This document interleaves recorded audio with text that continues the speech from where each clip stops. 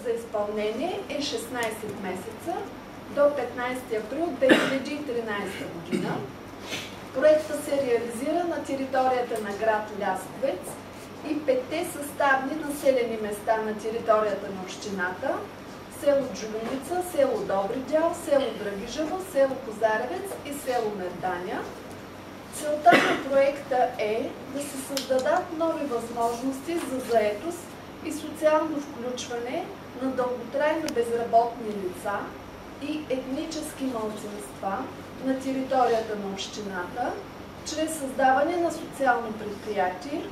с което в същото време да се осигури озеленяване и поддържане на общинските зелени площи, паркове, улици и градини, поддържане на добър вид на обществените зони за отдих